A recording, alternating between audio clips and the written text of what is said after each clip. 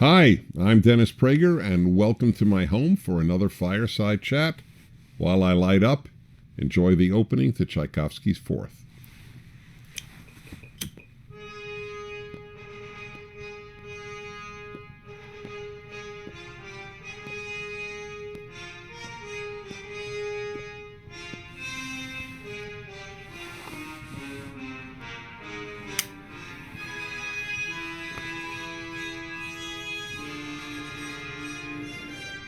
This is my first love, classical music. I ought to do one show on it. On my radio show and one Fireside Chat. All right. It's that's probably the most loud opening of a musical piece. It's very powerful. Tchaikovsky's Fourth Symphony. By the way, when I was doing this, it wasn't just waving my hands. I do conduct. And I believe I will be conducting this summer at the Walt Disney Music Center, which is the Carnegie Hall of the West Coast. I'm serious about music. But I knew I knew I was not cut out to be a musician. I was cut out to talk about what's on my mind. I knew that in high school. I was very, very lucky that at a very early age, I had a sense of purpose. That's what a lot of people lack, not just in high school, 50 years later. You know, one of the 10 books that most influenced my life, which, by the way, you'll find at DennisPrager.com. There's actually the list of those books. One of them is Man's Search for Meaning by Viktor Frankl, F-R-A-N-K-L. He was a Jewish psychoanalyst, went through the Holocaust. He's in one of the death camps, one of the concentration camps. I don't remember which one. I think Auschwitz, though. And he came out with a very interesting theory, which affected me very deeply. He said that the greatest human need is meaning. You cannot be happy without meaning. You know, Freud thought it was sex, essentially. But there are people who live without sex, and if they have meaning, like, for example, a Catholic priest or a Catholic nun, they have a happy life. So you can live without sex and be happy. That's not my recommendation, but you can do it. But you cannot live without meaning and be happy. The problem, and it's so true, by the way, that one of the big problems is that people get meaning,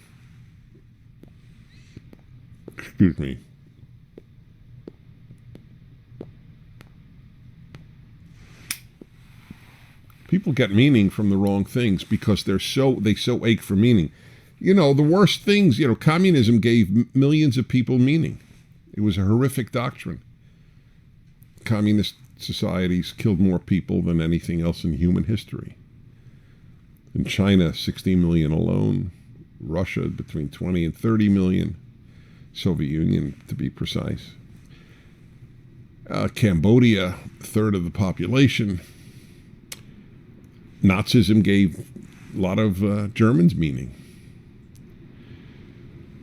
It's so that the pursuit of meaning is really, really important. The problem is, what will give you meaning? That's the big problem in life. What will it be? The great appeal of leftism is that it gives people meaning. And so the political and the economic become their meaning. And it's very hard to wean people away from even erroneous doctrines when it gives their life meaning. I've never quite understood why just some basic moral principles are just not enough for meaning. Like, love your neighbor as yourself, live and let live, and a whole host of other things. And the American system, I think is the best. Gives me a lot of meaning. Liberty, e pluribus unum, in God we trust. Makes my day. Anyway, just some thoughts on this fireside chat. That's what I love about it, because it's just some thoughts. What's on my mind? I deal well with silence because I'm always thinking up these ideas. My wife loves to be constantly stimulated by intellectual input. It's a funny difference between us. So, just a thought. There is something on my mind that I want to share with you that's in the news. The attacks on Sean Spicer, the press secretary of President Trump, because he said, and I'm paraphrasing, but he basically said, what Assad did to his people, his use of chemical weapons on his own people, even Hitler didn't do. Hitler didn't use chemical weapons. And he has been profoundly, evilly attacked on the grounds that he was denying that Hitler used gas on Jews in the death camps. And it's so angering. It's all a lie. They're using the Holocaust as a means of attacking Sean Spicer, which I resent as a human and as a Jew. He never denied the Holocaust. He said he denied that Hitler used chemical weapons on his people like Assad used it on his people. Now, you know what we dug up? And it's not we. I think it was Real Clear Politics, I believe. But we found it. My producer on my radio show found it. You ready? I played it on my show. You should hear it. And that is Chris Matthews, Hardball in 2013. It's 4 years ago. Said Hitler never used chemical weapons. Just those words. In passing, talking about Assad using in 2013 chemical weapons. Nothing. Nobody said a thing because there's nothing to say. Hitler did not, in fact, use chemical weapons on his own people like Assad did on his people, and that's it. End of issue. It's a non-issue. And you have these vile, like the Democratic National Committee. See, I don't care that I differ with Democrats. I care when people stoop to doing things that are evil for the sake of politics. It's evil, and I don't use that word lightly, to attack Sean Spicer for denying the Holocaust or being an anti-Semite. Remember all of this, anti-Semites are going to come into the administration when Trump is elected, this whole hysteria. It was all hysteria. I'm a Jew, I'm a committed Jew, I'm a Jewish leader. In fact, I know it sounds boastful, but I have to give you my credentials in Jewish life. I've written two books and probably 500 articles on Judaism. I wrote a book on anti-Semitism. I know when there's an anti-Semite, believe me. Trump is no anti-Semite. His administration is not anti-Semitic. This was all a lie. It was all hysteria. And then they said, well, look at all these Jewish community centers that are getting these calls that they're bomb threats. And it turns out that first they discover about a dozen of them were called in by a black radical. And hundreds were called in, it turns out, by a Jewish kid in Israel, an American Jewish kid living in Israel who's a nut. He's so nutty they didn't even take him into the Israeli army because he's got too many problems. But that's not the point. The point is it wasn't done by anti-Semites or Trump's people, white, racist, supremacist anti-Semites. It's all a lie. All. But if you only watch the left-wing news or read left-wing papers, that's all you will hear.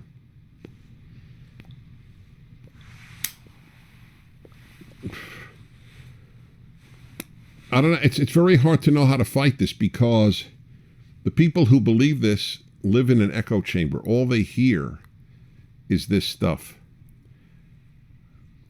I was surprised that the Huffington Post would publish a guy who said that Sean Spicer was an anti-Semite.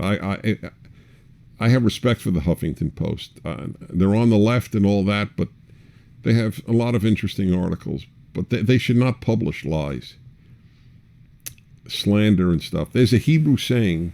It has been one of the most impactful sayings I learned. I went to yeshiva, which is a very deeply religious school, till I was 18. Half the day Jewish studies in Hebrew, the other half of the day secular studies in English.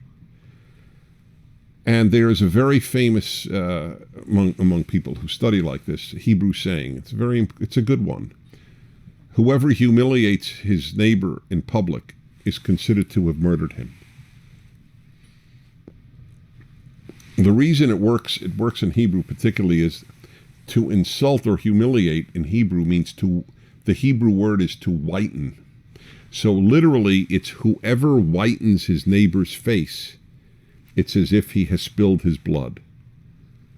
It's just a beautiful play on the physical terms of the saying. So that's what these people are doing to Sean Spicer, and for that matter to Donald Trump. You want to oppose him, but you can't lie about him. My God, the left went crazy about the birther movement. People who simply said, show a birth certificate. I never had anything to do with the birther movement, but it's not nearly as vile as what is said about Trump and Spicer and the others. That's a very telling indictment of the left, what they're doing with this lie about the Holocaust and anti-Semitism and the like. Anyway, that's been on my mind. And you should take a look. The most famous the most famous law professor in the country is Alan Dershowitz, who is Jewish. And he wrote that it's vile what the Democrats, and he's a lifelong, he was one of Hillary Clinton's big advisors. But he's a liberal, not a leftist. The left is vile. Liberals are not. And there's a big difference between liberalism and leftism. You want to know one difference? Do you really want to know? I'll give you one. When I was younger, liberalism taught. It was one of the basic doctrines of liberalism. That was that race doesn't mean anything. Character is everything, race is nothing.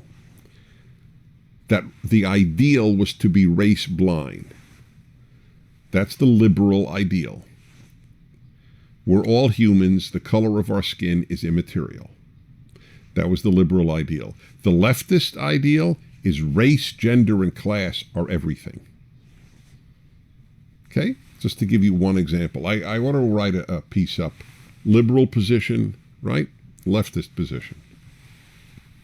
All right, time for questions that you submit to us.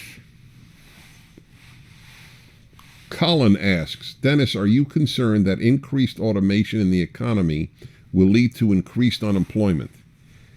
I am. I'm very, very worried about it, actually. And it doesn't help when they increase the minimum wage so that fast food places, which work on very small margins, or other restaurants, privately owned, not as opposed to the chains, they'll just have you click on an iPad at your table, and you'll order that way. It's very distressing to me what'll happen. And obviously it's not just a minimum wage issue, it's just a technology issue.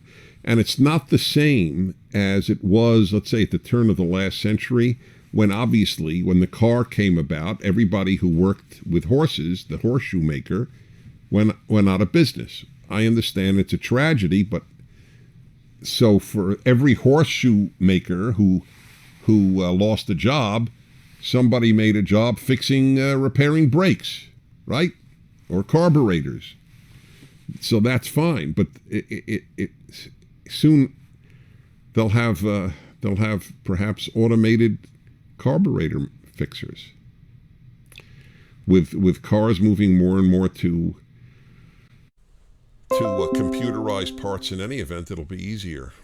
So I do worry about it. And if there is self-driving vehicles, think of all the people employed who drive, like truck drivers, obviously, taxi drivers, Uber drivers, limo drivers. So I do worry about this. I don't know what can be done, but it's that I do, yeah. John asks, Dennis, what's your advice for young people who are trying to plan for professional success? Did you know what specifically you would do from a young age? I had no clue what I would do. I totally understood what I want to do with my life. I wrote it in my diary I kept in high school. I want to influence people to the good. That's what I wrote. That was, and that hasn't changed one iota. That's all I want to do. And that's what I'm doing now on a scale I never imagined I would be able to do. Because who could imagine an internet? Or I never imagined I'd have a national radio show. I didn't know. So I knew, I knew I didn't want to do any of the normal things. I didn't want to be a businessman. I didn't want to be a doctor. I didn't want to be a lawyer. So what's left? And I was very, very worried, actually, in my junior year in college. I never forget, I said to my friend, I said, I don't know what I'm going to do to make a living. I know what I want to do in terms of purpose, but I have no idea what I want to do, what I'll do. Because how do you get paid to tell people be good or what you think? And I was very fortunate that I, at the age of 20, I was sent to the Soviet Union. Obviously, it doesn't exist now, but the Soviet Union, because I had very fortuitously, I had studied Russian in college. I knew Hebrew from all of the Hebrew studies. So I was the perfect candidate to be sent into the Soviet Union to help Soviet Jews who were quite repressed under the communist regime. I brought in Jewish items and I brought out Jewish names of people who wanted to leave. So I went for a month. I was sent for a month. It was a tough month. Meeting people at midnight and just talking while walking, because if you sat down, people would overhear you. It was a tough month. But when I came home at 21 years of age, I immediately was sent around to give lectures on Soviet dissidents, Soviet Jewry, because how many people went to the Soviet Union, how many people learned as much as I did, and I was at the Russian Institute at Columbia University, so I began lecturing at the age of 21. The money that I received then, I gave over to the cause of Soviet Jewry. I didn't keep any of that money. But after 2 years, I called up places and I said, I could speak on other things. And I'll never forget my first paying speech. They said, how much would you charge? And I said, and I was nervous. I was dripping sweat. I was so nervous to ask for money for myself. I said $35. And I was certain if she said, we can't afford that, I said, okay, 25. So she said, fine. And she probably thought, we're going to get a speaker for $35. I said, and also taxi fare to Queens. I was living in Manhattan because I was at Columbia. And it turns out the taxi fare was way more than the fee was. But so I began by lecturing. I lectured a lot. And I made a living that way. I made a living teaching at college, Brooklyn College. And, one thing led to another, and finally a radio show in California, and then a national one. But I was very lucky, I've always felt this way, that I could start so early doing what I most wanted to do, which is speak to people. and make a living doing it and writing. So you don't always know what you want to do for professional success. But obviously you have to do something. If you can do what you love and what gives you meaning, you're very lucky. But if you're not doing what you love, you're still very lucky. And most people do not have jobs that, I don't know about most people, a lot of people don't have jobs that fill them with meaning. Right? Let's be honest. So what do? The answer is you make it give you meaning. My dad, may he rest in peace, my dad wanted to be a doctor. But his parents had no money to send him to medical school. His first love was medicine. He never got to medical school. He became an accountant, a CPA, a certified public accountant. And he did something that I really admired. I didn't realize it at the time when I was a kid. I realized it later when I left the house as an adult. He infused being an accountant with tremendous meaning. He really was committed to finding ways for his clients to pay as little or as few taxes as possible while still being legal. Many times as his clients were audited or he was always found to have been perfectly within the law. But every client was like a detective mystery to him. How can I save my client money? Another thing is he would talk to his clients about their lives. And when people know their salaries, their income, they open up, because that's the most hidden part of people's lives for whatever reason. And what he did was he would give them advice on their marriages, on their kids, on whatever it was. So he was sort of a psychologist in addition to being an accountant. So he made his second choice, accountant, into extremely meaningful life. And he practiced being an accountant till 90. He did my taxes till his early 90s. And he was a great accountant. So you can invest whatever you do with meaning. That's really what you have to do. So anyway, Dennis, I know George. Hi, George. How you doing? Dennis, I know a woman who is 10 weeks pregnant. Her child will be born with a severe disorder and will likely live at most a few years, and those few years will be in chronic pain. How does a situation like these impact your pro-life views? That's a very, very good question. And I would never judge a woman, for example, a woman who had a Tay-Sachs child, because like my cousin did. My cousin had a Tay-Sachs child. Tay-Sachs is a disease only among European Jews and their descendants. And if the child has it, the child will die, and it is an unpleasant life to say the least. Until then, I remember this baby, and they all die at about 3 or so, if I'm not mistaken, whatever the age is, very young age. She did not have an abortion. She was a very, very religious Jewish woman, and felt that there are no circumstances under which it is appropriate. I deeply respected that, but if she had had an abortion in that case, I would not judge it. Dennis, what does the Bible say about who gets into heaven? Well, this is an interesting question. Here is a major theological difference between traditional Christian doctrine and traditional Jewish doctrine.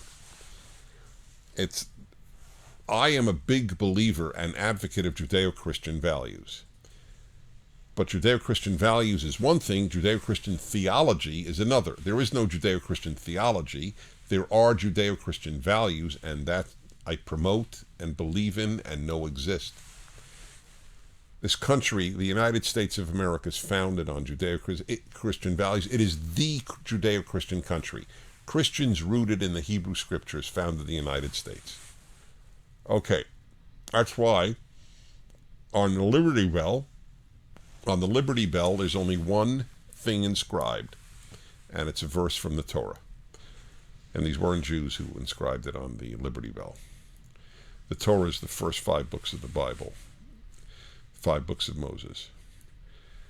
The difference here, in answer to your question, the difference is Jews think you earn your way into heaven. Christians think that you don't earn your way into heaven. That it is through the grace that made available through the sacrifice of Christ's sacrifice on the cross. That's a fundamental difference. We do believe, we Jews do believe that God rewards the good and punishes the bad, and that's really what it is. So a lot of times Christians say to me, well, how do you know you're getting into heaven? To which I say, I don't know. That's one of the things I have to work to do. I don't know. I think that God is good and God is just, and therefore that's all I need to know. I know that there is a good God and a just God. And according to God's goodness and justice and mercy, I am cautiously optimistic that I will go to heaven. But I do have to earn it. I am a big fan of the word earn. It's partially what makes me conservative. I think I have to earn everything. So that's my answer. Bradley. Dennis, happy Passover. Can you explain why Jews don't eat bread on Passover? I wish I had some matzah here to show you. Matzah is matzah is very close to cardboard. If you want to know what it tastes like. Actually, I'm kidding. I like matzah, actually. But the Bible gives the answer. This is not a Jewish answer. I mean, it's a Jewish answer, but it's not. It's a Christian could give you the same answer if they know the Bible, and a lot of Christians know their Bible. When the Jews left Egypt, they did not have time to wait for the bread to rise, for it to ferment properly and rise, and so the unleavened bread, that's what matzah is unleavened bread, is eaten for the 7 days of Passover. And it is a reminder of what the Jews ate in the Exodus from Egypt. Judaism is an extremely tactile religion. You got matzah there? That's great. Okay. This is courtesy of my local Chabad. I much prefer this matzah, by the way, to the supermarket matzah. It doesn't look yummy. I admit it does not look yummy. I like it. It's very thin and burned. Yeah, I guess it doesn't look very appetizing. I admit it. I like it, especially with cheese. Right? With cheese, man, you're in heaven. And that is exactly what it must have looked like 3,000 years ago when they got out of Egypt. So we eat bitter herbs at the Passover meal called the Seder because they had a bitter life as slaves. It's a very tactile religion, as I say. And we can thank you. And we continue to keep these practices. Curtis asked, Dennis, if you were president, what would your top 3 priorities be? Oh, God, these are tough questions. These are the things that I have to think about. I have to say, if I were president, I would use what they call the bully pulpit a lot. My actual desire, by the way, would not be to be president. I would like to be vice president. Because I would like to go around speaking and telling Americans what America stands for. And I'd like to go around the world telling the world what America stands for. And these are universal values. My book, Still the Best Hope, Why the World Needs American Values to Triumph. I feel always self-conscious recommending a book I've written, but that was the book I worked the hardest on of my 7 books. It is 3 books in one. It's about leftism, Islamism, and Americanism. And it's really all you need, I think, to understand the 3 dominant ideologies of our time. So anyway, I would use it as a bully pulpit. But priorities, I think the repeal and replacing of Obamacare is essential. That's certainly one that comes to mind. I think that President Trump is following pretty much what I would consider to be a paramount in most cases. I think something that has to be done in immigration. It doesn't come from hatred of others. It's a despicable left-wing. It's like the Holocaust thing I began with. They never can imagine that if you differ with the left, you actually have good, kind values in life. Remember this, it's very important. The left thinks the right is evil. The right thinks that the left is wrong. It's a big difference. But they have to think we're evil because they don't have arguments against our positions. They want open borders. I mean, let's be honest, that's what they want. In the final analysis, that's what they want. The left in the world does not believe in nation states. They believe we are all world citizens, like Superman. Did you know that? Superman 3 years ago announced in front of the UN in his comic strip, I'm no longer an American citizen, I'm a world citizen. That's what they believe in. I don't. I think it's good to have nations. It's a nice thing. I don't want these cultures to disappear and everybody just become world. And I don't want the UN to tell us what to do. The UN is a moral wasteland. It's the worst thing I could imagine. So something needs to be done in immigration. We have a border. It needs to be enforced. I love foreigners. That's why I went to 130 countries. I love visiting other people and talking with them and laughing with them. It's one of the great joys of my life. That's why I travel so much. All right, next. Oh, that was the final question? Well, my final thought then. What is my final thought? Am I going to see you folks next week? Why not? If you're in town, absolutely. Yes. In the meantime, visit Prager University, visit DennisPrager.com. Take a look at past Fireside Chats. They're all fun and I hope interesting. Today's new video. And a new video today with Charlie Kirk, who we're having a joint effort on campuses to offer students good, classic, conservative values instead of the angry values. They're not even values. They just get anger. You go to college to get a BA in anger. Blacks are to be angry at whites. Hispanics are supposed to be angry at Anglos. Jews are angry at the I don't know, WASPs. White Anglo-Saxon Protestants. It's terrible. It's such a wonderful country.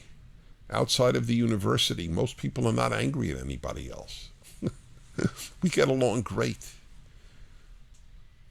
So watch his video. It's about the issue of diversity. Because real diversity is intellectual diversity. Racial diversity is nothing. Because race is nothing. The human race is something, but color/race? No. And on that, a big thank you for watching. See you next week. Dennis Prager at home saying bye-bye.